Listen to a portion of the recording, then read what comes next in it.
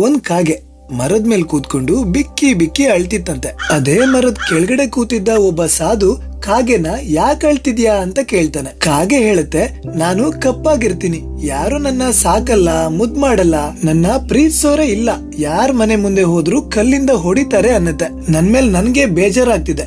ಈ ಪ್ರಪಂಚದಲ್ಲಿ ಎಲ್ರೂ ಚೆನ್ನಾಗಿದ್ದಾರೆ, ಆದ್ರೆ ನನ್ ಜೀವನನೇ ಹಿಂಗಾಗ್ಬಿಟ್ಟಿದೆ ಸ್ವಾಮಿ ಅಂತ ಅಳುತ್ತೆ. ಅದಕ್ಕ ಸ್ವಾಮಿ, ಹಂಗಿದ್ರೆ ಯಾರ್ ಚೆನ್ನಾಗಿದ್ದಾರೆ ನಿನ್ ಪ್ರಕಾರ ಅಂತ ಕೇಳ್ತಾರೆ. ಅದಕ್ಕೆ ಕಾಗೆ, ಅಲ್ಲೊಂದ್ ಹಂಸ ಕಾಣಿಸ್ತಿದ್ಯಲ್ಲ ಸ್ವಾಮಿ, ಎಷ್ಟ್ ಚೆನ್ನಾಗಿದೆ ನೋಡಿ ಅನ್ನತ್ತೆ. ಹಂಗಿದ್ರೆ ಒಂದ್ಸಲ ಹೋಗಿ ಆ ಸುಂದರವಾಗಿರೋ ಹಂಸನ ನಿಜವಾಗ್ಲೂ ಚೆನ್ನಾಗಿದ್ಯಾ ಅಂತ ಕೇಳ್ಕೊಂಡ್ ಬಾ ಹೋಗು ಅಂತಾರೆ ಸ್ವಾಮಿ. ಕಾಗೆ ಹೋಗಿ ಹಂಸನ್ ಕೇಳುತ್ತೆ. ಅವಾಗ ಹಂಸ ಹೇಳುತ್ತೆ, ನಂದು ಒಂದು ಸೌಂದರ್ಯನ ಬಿಳಿ ಸುಣ್ಣ ಹೊಡೆದು ಆ ದೇವ್ರು ನನ್ನ ಇಲ್ಲಿ ಕಳಿಸ್ಬಿಟ್ಟಿದ್ದಾನೆ. ಮೈ ಮೇಲೊಂದ್ ಗೆರೆ ಇಲ್ಲ, ಬಣ್ಣ ಇಲ್ಲ, ಗಂಡ ಸತ್ ಮುಂಡೆ ತರ ಯಾವಾಗ್ಲೂ ಈ ಕೊಳದಲ್ಲೇ ಇದ್ಕೊಂಡು ಬದುಕ್ಬೇಕು. ನಂದು ಒಂದ್ ಜೀವನನ, ಅದೇ ಆ ಗಿಳಿನ್ ನೋಡು ಎಷ್ಟ್ ಚೆನ್ನಾಗ್ ಹುಟ್ಟಿದೆ ಅಂತ ಆ ಹಂಸ ಅಳುತ್ತೆ. ತಕ್ಷಣ ಕಾಗೆ ಆ ಗಿಳಿ ಹತ್ರ ಹೋಗುತ್ತೆ.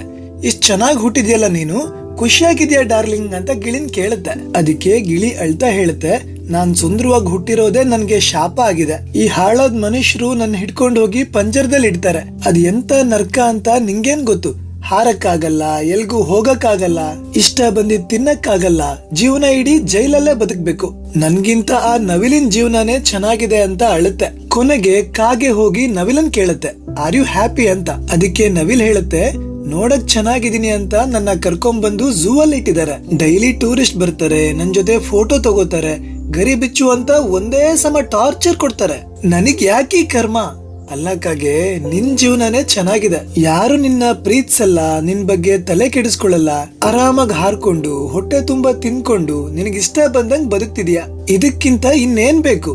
ನಿನ್ನ ನೋಡಿದ್ರೆ ನನ್ಗೆ ಜಲಸ್ ಫೀಲ್ ಆಗ್ತಿದೆ. ಇದನ್ ಕೇಳಿ ಕಾಗೆ ಶಾಕ್ ಆಗುತ್ತೆ. ನಮ್ಗೆ ಯಾವಾಗ್ಲೂ ಪಕ್ದವ್ರ ಜೀವನ ನೋಡಿ ನಮ್ಗಿಂತ ಚೆನ್ನಾಗಿದಾರಲ್ವಾ ಅನಿಸ್ತಿರುತ್ತೆ. ದುಡ್ಡಿರೋರು ನಮ್ಗಿಂತ ಚೆನ್ನಾಗ್ ಬದುಕ್ತಿದ್ದಾರೆ ಅನ್ಕೋತೀವಿ. ಹಂಗೇನಿಲ್ಲ.